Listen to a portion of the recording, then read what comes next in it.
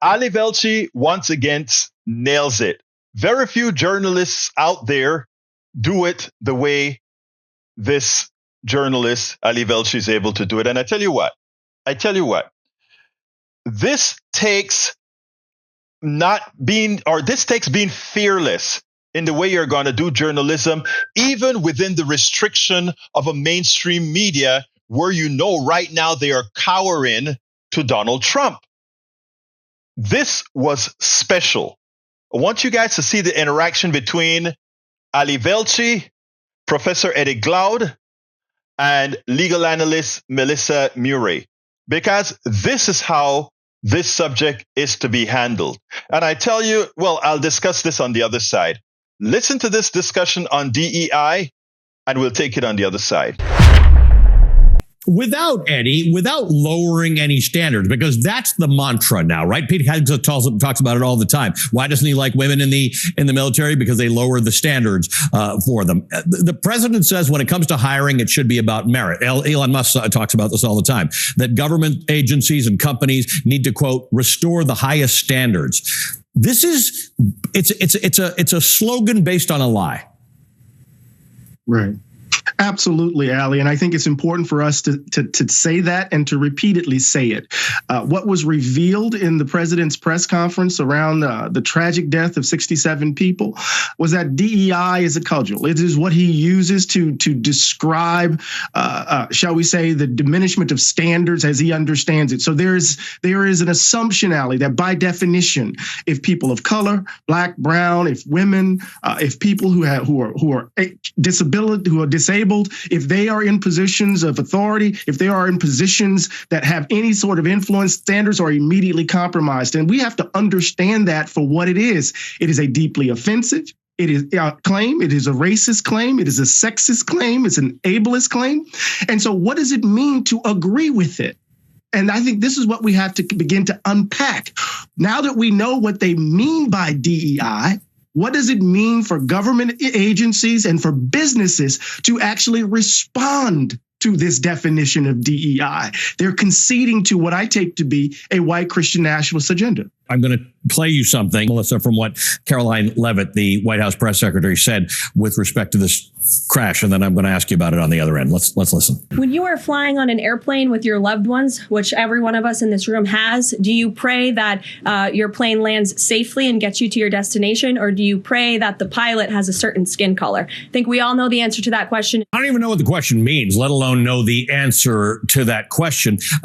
Creating some kind of dichotomy that we shouldn't value diversity over safety, which means I don't know what you think she's saying. I don't know what she's saying. Well, it seems pretty clear that the question here is whether diversity can coexist with merit. And I think that answer, just simply based on this show, is yes, it can coexist with merit. It does coexist with merit. But this is something that this president and this administration has been absolutely assiduous in pushing, that these two values are absolutely incompatible. And whenever you have diversity, you have a diminution of standards. And that's simply not the case. I mean, again, we are talking about DEI just weeks after we confirmed an individual who, under the prevailing standards for the Department of Defense, would not have been confirmed as Secretary of Defense only 10 years ago. So, I mean, the whole question of whether standards has been lowered really does seem to be rich given this context. But I want to just emphasize this assault on the deep state, the connection of the administrative state with diversity, equity, and inclusion. This is about rolling back the gains of the civil rights movement. It's about eliminating a sector of employment that has actually been pivotal to African Americans and other minorities getting a toehold in the middle class. This is about rolling back those gains, rolling back that prosperity, and putting a group of people in their place. This is about reestablishing, reentrenching a form of racial and gender hierarchy. This is an important point, Eddie. Let's mine this a little bit, because there were far more plane crashes before there was anything called DEI, before we had diversity in the federal workforce, before there were any pilots other than the Tuskegee Airmen there were virtually no commercial black pilots. There were no women.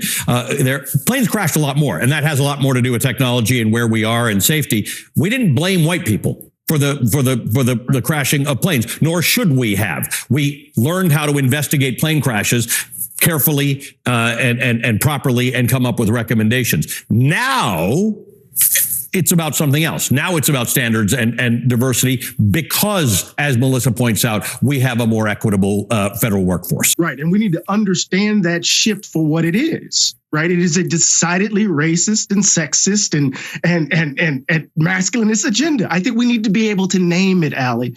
We've been tracking prior to his election as president, the influence of white nationalism, of white Christian nationalism on the Trump campaign. We were talking about its elements in Project 2025. And now we see it show up in policy and we're not using the language. Why not? We're relitigating the mid-20th century. We're relitigating the Black freedom struggle. We're relitigating the women's movement. We're relitigating the gay liberation movement. We need to understand what's motivating it. And let's be clear. And I just have to say this, right? Every time the country tires of the quest for racial justice, it falls into this illusion, this fantasy of trying to get rid of us, of trying to move us to the margins, to banish difference. That's the only way a notion of American identity can cohere, is that whiteness must be its anchor. Whiteness and maleness must be its anchor. So we're right back where we have always been. This is the contradiction that has shadowed this country since its founding. And here we are barreling towards 250 years of America, and we're still grappling with the same nonsense, Ali. So what do we do in the face, Melissa, of the evidence that's otherwise? When Pete Hegseth got sworn in and then made some comments afterward, he talked about the boys out there, and I always think about the men in the military. He kind of just skipped talking about women, fighting men and women. They are elected to Congress. Tammy Baldwin lost her legs as a helicopter. I'm sorry, Senator Tammy Duckworth lost her legs as a helicopter pilot. What is enough? What is enough to disprove Eddie's point that people come, they serve, they die, they provide their expertise, they get better educations? When is enough for America to not do what Eddie says we keep doing? I think that's the $1 million question, Ali. It will never be enough. Right? I mean, this whole assault on DEI, who is a DEI hire? We don't know who was hired because of DEI policies. The assumption is simply that any person who is a person of color or a woman with a high-ranking job is undeserving, got this job because of a racial preference or a gender preference, and should not be there. Took something away from someone else. I think we have to resist this narrative, resist this framing. I think we need to emphasize the idea that DEI is not about racial preferences. They constantly frame this in the language of race, but it's also about accommodating workers, making parental work leave policies more accessible so that all individuals can participate in paid work. It's much broader than simply the question of race or ethnicity or gender. And we have to emphasize that. At bottom, DEI is about making sure that no talent is left on the table. When we didn't have DEI policies, when we prioritized the hiring of white men, we were effectively looking at only half of the talent pool, which necessarily meant we were leaving talent on the table. If we want to be a truly great country, if we want to restore America's greatness, we can't leave behind talented people who could contribute to our society. And that needs to be the message. And frankly, I would love to hear some of our elected officials on the left start talking about this. Now, that was complete. Anybody who leaves that discussion not understanding that the false narrative placed out there by Donald Trump, the right wing, and all his sycophants, they're being willfully ignorant or distracted by their own prejudice, racism, sexism, and all these other isms. More importantly, the companies who are following the lead of Donald Trump's ill-advised change in DEI policies for the United States government, any company following that, as Eddie Glaude pointed out, they should be considered white nationalist companies. I know our brother can't say it on TV, meaning Ali Velshi can't say that. After all, many of these companies are the ones that fund with their advertising these mainstream media outlets. But the reality is, all these people that are appearing on network TV, assuming some of these network TVs decide to get rid of that policy as well, all people's jobs, those that are not of the majority population, also become endangered.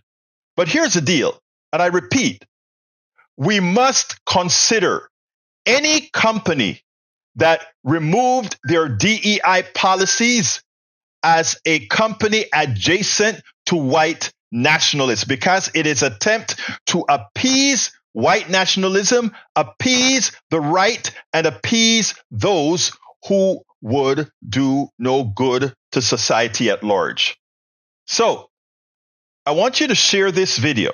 I want you to share the work of these three exceptional people, because it is this kind of discussion that's going to make a difference with thinking people. It's this kind of a discussion that's going to make a difference with those who still have a mind and decide to make use of it. We spend a lot of time deconstructing the news, trying to parse it into a form that everybody can understand. We try to find those little nitpicks where it flies above the fray, etc. If you really like these videos that we do, I want to ask a big favor. Please go ahead, number one, subscribe to our channel, and number two, please join if you can. Thank you so kindly for watching. Keep watching. Please remember to share. We must populate the entire internet with our progressive message, a message that we know is what most Americans say that they want. So help us, please join.